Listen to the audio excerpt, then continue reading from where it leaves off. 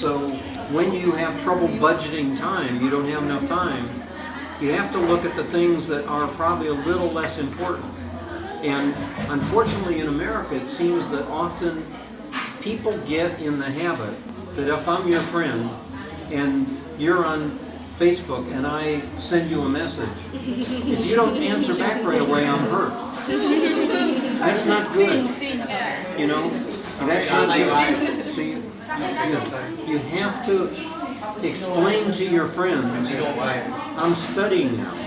And these are the times that I'll not be able to talk to you.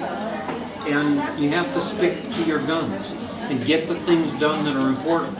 And a lot of times, as an example, when I worked at General Motors, I built cars, automobiles. So I worked as an engineer in a major car company. And I always had to lay out what I would get done in the day, and I could never get everything done. I always had too much to do than was possible to get done. But the things that didn't get done probably weren't that important. And they got fixed somewhere else, or they weren't important enough to do. So the main thing is keep focusing on the things that are important and look at things like Facebook that waste time. Because you have to be careful with wasting too much time.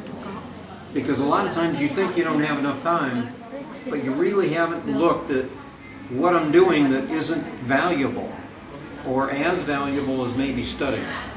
So you have to run that balance, right? Everybody understand that? Yes. Okay. I think I should set my timetable. You should what? I think I should set my timetable. Not 9 hours. Not a night owl. Yeah. Not a night owl, huh? Yeah, you have to be careful because sometimes you have to work smart and not just hard. So if you're working till 3 or 4 o'clock in the morning to get a task done, maybe occasionally that's okay, but I would challenge you on how awake you are when you're working that late at night.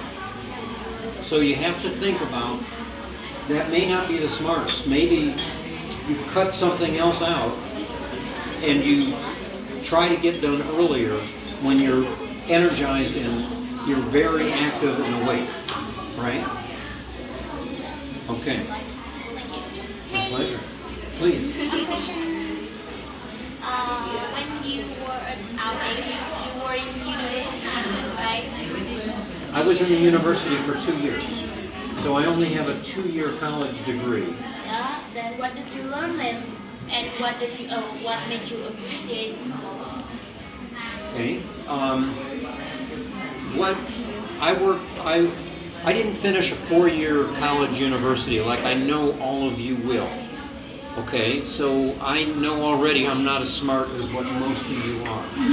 But if you talk about success, I've been very successful in life. I went to very high rank within the automobile company that I work for. I've taught at one of the most prestigious universities in America called MIT in Boston. For a semester, I was asked there to teach a senior capstone course with 125 students. So I taught myself a lot of what I learned, and I've done very well with that. I've also done assistant teaching at the University of Michigan Aerospace Engineering for students that are studying aerospace.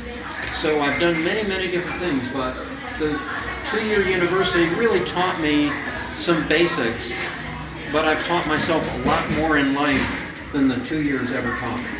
So that was just general business that I learned there. And the rest of life has taught me everything else.